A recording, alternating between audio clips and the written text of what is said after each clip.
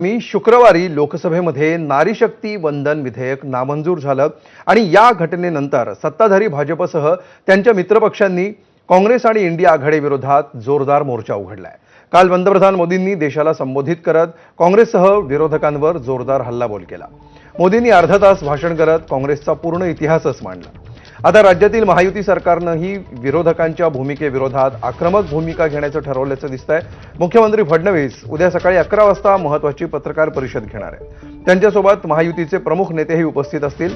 या पत्रकार परिषदेमध्ये फडणवीस विरोधकांचा समाचार घेणार असल्याची चर्चा आहे। तर मंगळवारी नारी शक्ती विधेयकाच्या समर्थनात महायुती मोर्चा काढणार आहे। दरम्यान आता सत्ताधाऱ्यांना विरोधक कसं उत्तर देणार हे पाहणं महत्त्वाचं असणार आहे।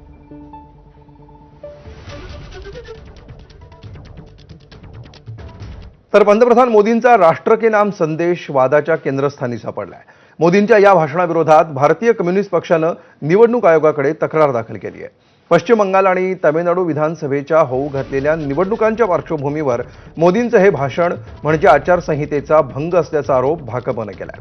विरोधकांनी पाठिंबा न दिल्यामुळे महिला आरक्षण विधेयक लोकसभेमध्ये मंजूर होऊ शकलं नाही।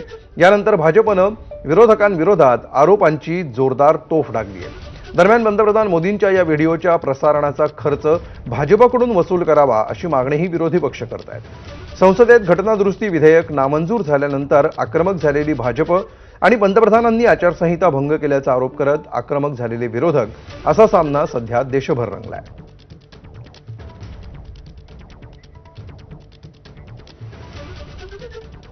दरम्यान निवडणूक आचारसंहिता म्हणजे नेमकं काय बघूया।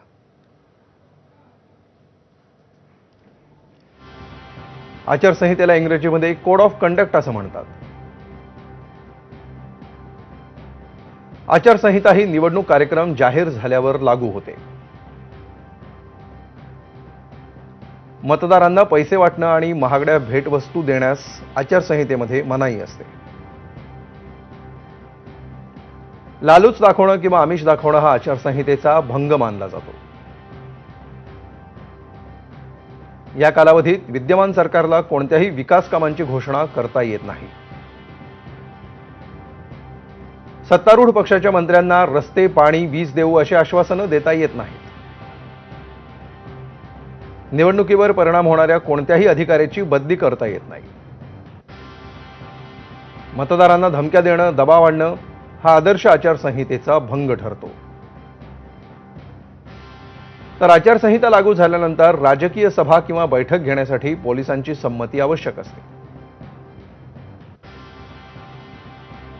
आचारसंहिता काळामध्ये विरोधकांचा पुतळा जाळणं किंवा निषेध नोंदवणं हे देखील नियमात बसत नाही।